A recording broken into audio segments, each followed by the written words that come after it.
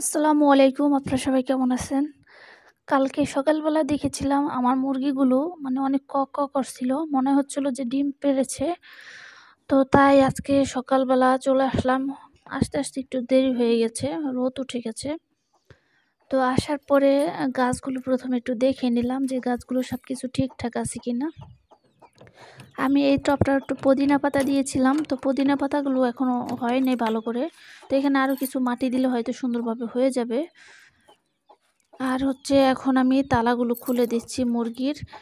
আর আমার ডেকি মুরগিটা আর এই যে সাদা কালোর মধ্যে যে মুরগিটা আছে ওই ২ টা ডিম পাড়ার সময় খুবই কাছে এসেছে।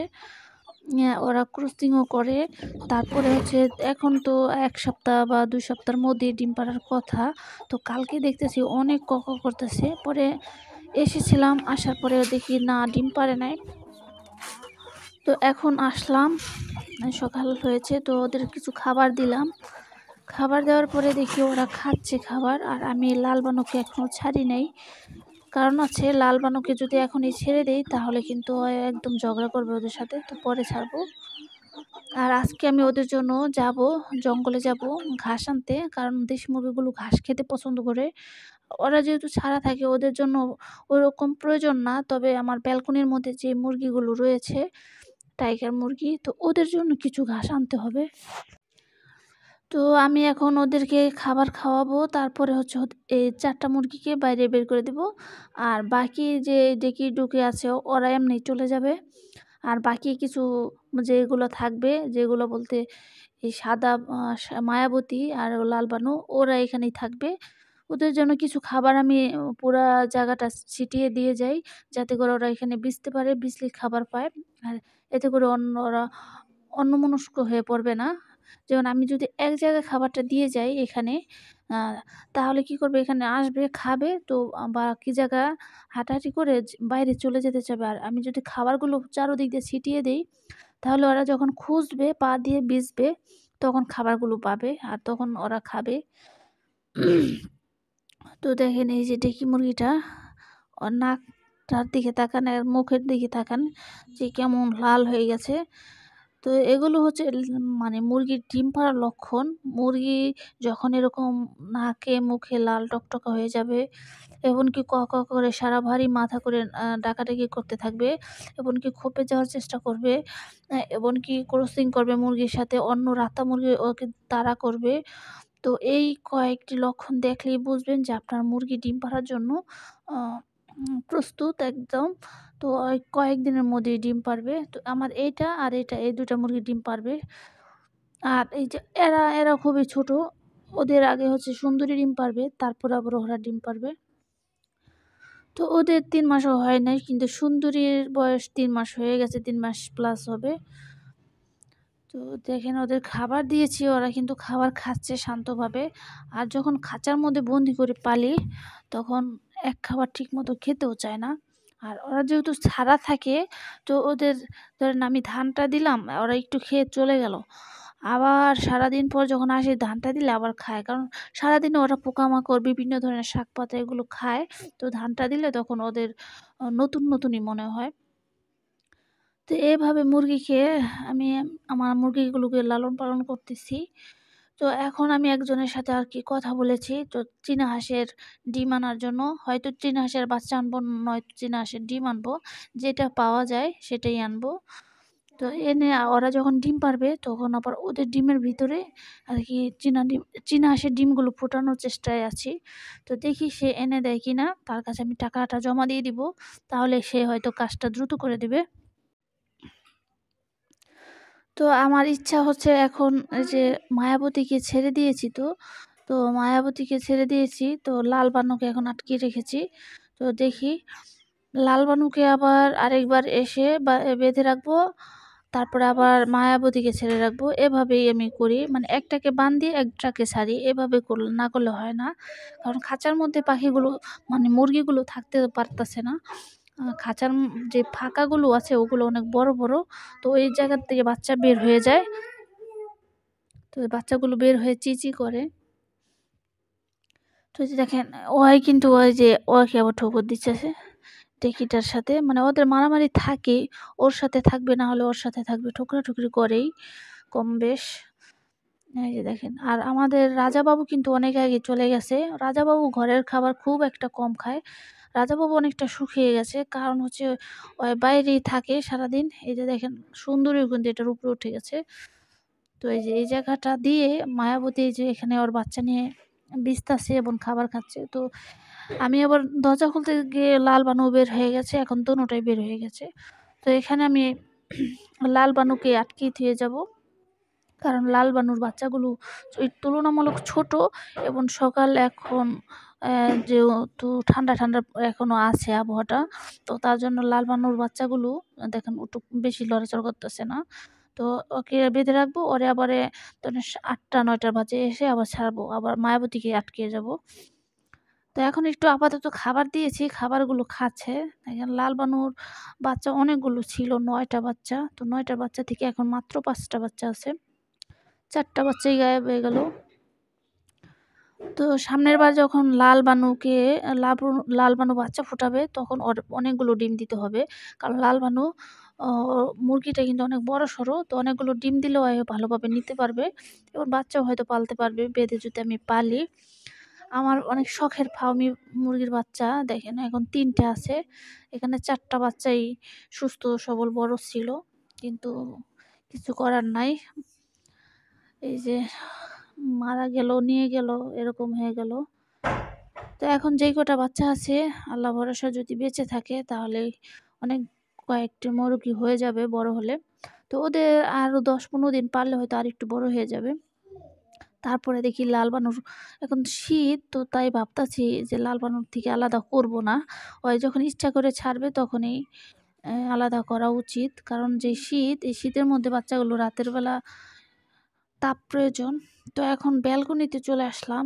তো ব্যালকনিতে আসার পরে টাইগার মুরগিগুলোর খাবার খাচ্ছে। তো আমি আবার খাবারের বাটিটা হাতে নিয়ে তারপরে ওদেরকে একটু খাওয়াচ্ছিলাম, যে ওরা পুরোটাই শিকারি শিকারি।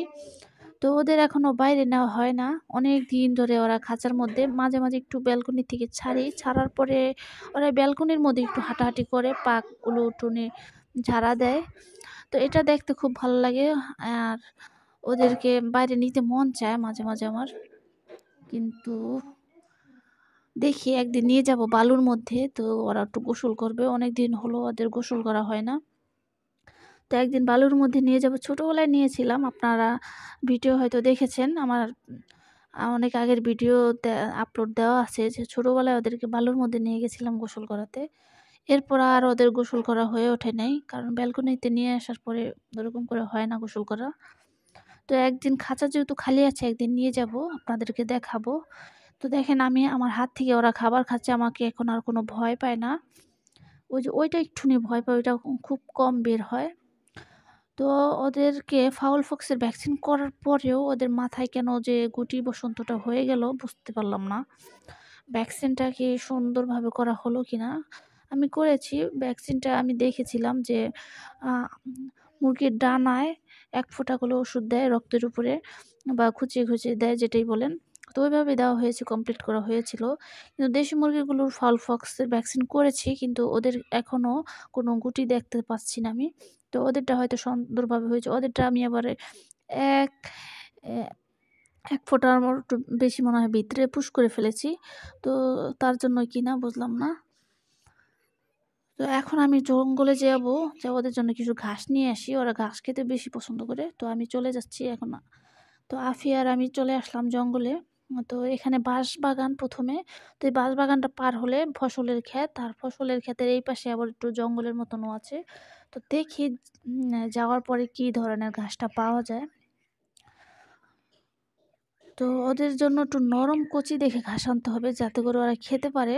আর এখন ঘাসের খুবই সংকট, কারণ এখনও ফসলের জমিনগুলো সুন্দরভাবে শুকায় নাই এবং ঘাসগুলো জন্ম নেয় নাই। আর কয়েকদিন পর মানুষ সরিষা, তারপর ধনিয়া এগুলো বুনবে, তারপরে ওর সাথে সাথে ঘাসগুলো জন্ম নিবে। তো এখন আমি আর আফিয়া যাচ্ছিলাম। তো এই যে দেখেন, তো আফিয়া বুড়ি বারবার হয়ে বাসার দিকে চলে যাচ্ছিল, তো আমি ওকে ডাক দিচ্ছিলাম। তো এখন এই যে দেখেন এই বাঁশবাগানের এখানেও কিন্তু অনেক মুরগি আছে। তো এখানে একটা গলাচিলা মুরগি আছে। তো এই যে দেখেন এইখানে অনেকের মোরগ মুরগি থাকে। তো আমি এখন যাচ্ছি, দেখি এই পাশ থেকে আমি এর আগে একটু কিছু ঘাস নিয়েছিলাম। তো যেয়ে দেখি ওইখান থেকে কিছু ঘাস পাওয়া যায় কিনা। তো ও ঠিক মতো আসতে চাচ্ছিল না, দাঁড়িয়ে আছিল। তো ওকে একা রেখে যেতেও চাচ্ছিলাম না, তো বারবার ওকে ডাকতেছিলাম। তো আফিয়া আসতেছিল না, তো সর্বশেষ এসেছে। তো এখন এই যে দেখেন আমি এই জায়গাটা চলে যাচ্ছি। এখানে কিন্তু ঘুঘু পাখির বাসা আছে। এই বাচ্চাদের উপরে ঘুঘু পাখি ডাকাডাকি করতেছে এবং হচ্ছে ডাহুক পাখি। আমাদের এখানে প্রচুর ডাহুক পাখি এবং হচ্ছে সাদা বক, তারপরে ঘুঘু, এগুলো পাওয়া যায়। এই যে বাবা, আমরা এগুলো ধরি না, ওরা ওদের মন মতন থাকে, আমরা আমাদের মন মতন থাকি, এই আর কি। তো এই যে এখান থেকে আমি কচি কচি এই যে এই নরম পাতাগুলো নিচ্ছি। তো এগুলো কিন্তু ঘাসের মতন, জানি না এটা কি। তো আমি ছিঁড়ে ছিঁড়ে আফিয়াকে দিচ্ছিলাম, তো ওই হাতের মধ্যে জড়ো করতেছিল। তো এখান থেকে ভালোভাবে কিছু ঘাস নিয়ে যাব, বেশি নিলেও সমস্যা নাই, কারণ আমাদের ফ্রিজে যখন পলিথিনে করে পেঁচিয়ে রেখে দিব এগুলো ভালো থাকবে 1 সপ্তাহের মতন। তো তখনও খাওয়াতে পারবো। তো আমি যখন আসি একটু বেশি পরিমাণ ঘাস নিয়ে যাই। এই যে এই জায়গাটায় দেখেন যে মুরগি, অন্য অন্য মানুষের মুরগিগুলো এই জঙ্গলে চলে আসে। তো যখন পাট বড় হয়ে যায় তখন কিন্তু এই মুরগিগুলো সমস্যা হয়, শিয়ালে এসে এসে নিয়ে যায়। এই যে দেখেন এইখানটা পুরোটাই বন, বন দিয়ে পুরো ঘেরাও করা। এই যে দেখেন, তো এই যে এইখানে অনেক নরম নরম কচি কচি ঘাস আছে। তো এই ঘাসগুলো নিয়ে যাচ্ছি আমি, বেছে বেছে নিয়েছি, কারণ মুরগির যাতে খেতে সুবিধা হয়। তো ওইরকম ঘাসগুলো নিতে হবে। তো আমি সামনে যাচ্ছি, তো সামনে দেখি আরও ঘাস পাওয়া যায় কিনা। এই জায়গাটায় কিন্তু ডাহুক পাখির পুরো বাসা, এখানে ওরা ঘোরাফেরা করে, বাচ্চা ফুটায়, ওদের বাচ্চা ধরাও যায় না। ডাহুক পাখি কিন্তু খায় এগুলো, মাংস খাওয়া যায়। ডাহুক পাখি, বক পাখি, আমি ছোটবেলায় একবার বক পাখির মাংস খেয়েছিলাম। এই যে দেখেন আমি ঘাস নিচ্ছিলাম। এই যে দেখেন এটা পুরোটাই বাঁশবাগানের মতন। তো এখানে কিন্তু বিকেল না হতে অন্ধকার ঘনিয়ে আসে। তো এই জায়গাটা খুব ভয়ানক। এই যে দেখেন জায়গাটা কত সুন্দরও লাগতেছে এবং অদ্ভুত কেমন।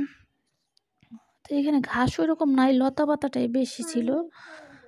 তো লতা পাতাটাই বেশি ছিল। তো আমি দুই একটা মাঝে মাঝে পাচ্ছিলাম, তো ভাবলাম যে তাহলে ফসলের জমিতে যাই, তো ওইখানে কিছু ঘাস পেতেও পারি। কারণ এটা হচ্ছে বিন্না ছোবা, তারপর অন্য অন্য লতা পাতা দিয়ে ভরা। তো এখানে ওইরকম কচি নরম ঘাস পাচ্ছিলাম না, তো তার জন্য আমি সামনের দিকে আবার আগাচ্ছি। তো দেখি এই জায়গাটায় পাওয়া যায় কিনা।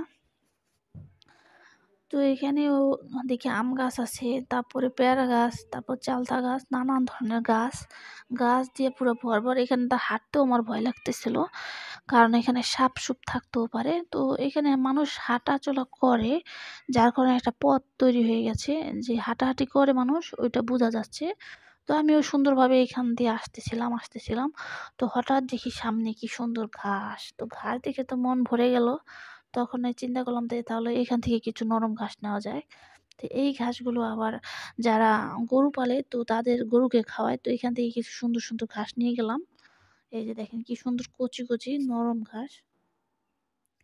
এই যে দেখেন আমি এই ঘাসগুলো নিচ্ছিলাম, তো হয় তখন ছোট গাছগুলো ফেলে দিয়েছে, এত কষ্ট করে গাছগুলো হানলাম, তো ওই বড়টা পেয়ে ছোটটা ফেলে দিল।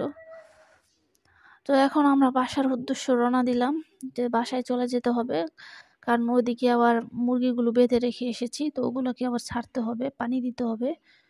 তো আসার সময় আফিয়ার সেই বিড়ালটা দেখতে পেলাম। তো আফিয়া দেখতে পাই না, আফিয়া আমার কুলে ছিল। তো এই যে এখান থেকে আরেকটা মুরগি ছিল, এই যে গলা ছিল এই যে মুরগিটা। আমার একটা গলা ছিল মুরগির প্রয়োজন, তো দেখি কবে কিনতে পারি। তো এখন আমি বাসায় চলে যাব। তো বাসায় চলে আসলাম এবং ঘাসগুলো এখানে রাখলাম। তো পানি আনলাম কিছু, মুরগিকে দিব, কারণ মুরগির বাচ্চাগুলো পানি পিপাসায় হয়ে আছে, কারণ রোদও অনেক উঠে গেছে। এই যে দেখেন মায়াবতী এখানে হাঁটাহাঁটি করতেছে, আর এখন হচ্ছে সময় মায়াবতীকে বেঁধে রাখার এবং লাল বানুকে ছাড়ার। কারণ সকালবেলা এই যে ইয়া মায়াবতীকে ছেড়ে গেছি, লাল বানুকে বেঁধে গেছি। তো মায়াবতী এখন বাধা পড়বে, আর লাল বানর ছেড়ে দিলাম, আর লাল বানর বাচ্চাগুলো চিচি করতেছে, পানি খাবে এখন। এই যে দেখেন আমি ওদের পানি দিলাম, তো এখন ওরা পানি খাবে। এই যে দেখেন ওরা পানিটা পেয়ে কি খুশি হয়ে গেছে। তো বাচ্চাগুলো যখন বেঁধে রেখেছিলাম খাবার পানি ভিতরে দিই নাই, হালকা পাতলা খেয়েছিল। তো এখন আমি ব্যালকনিতে চলে আসলাম। তো ব্যালকনিতে এসে আমার মুরগির বাচ্চাগুলোকে, মানে টাইগার মুরগির বাচ্চাগুলোকে এই ঘাসগুলো সামনে ধরলাম, আর এখন এগুলো কেটে তারপর খাবারের সাথে মিক্স করে ওদেরকে খাওয়াবো, কারণ এইভাবে পুরোপুরি খেতে পারবে না। তো এভাবে আমি আমার ব্যালকনির মুরগির জন্য কিছু ঘাস এভাবে আনি, ওদের যত্ন করতে হয়, যত্ন না করলে কোনো কিছুই ভালো হয় না। তো দেখেন কি সুন্দর করে খাচ্ছে, তো আরো ভালোভাবে খাবে যখন ওদের কেটে দিব। তো আজকের ভিডিও চলেছে এই পর্যন্তই। আপনারা সবাই ভালো থাকবেন, সুস্থ থাকবেন। আসসালামু আলাইকুম।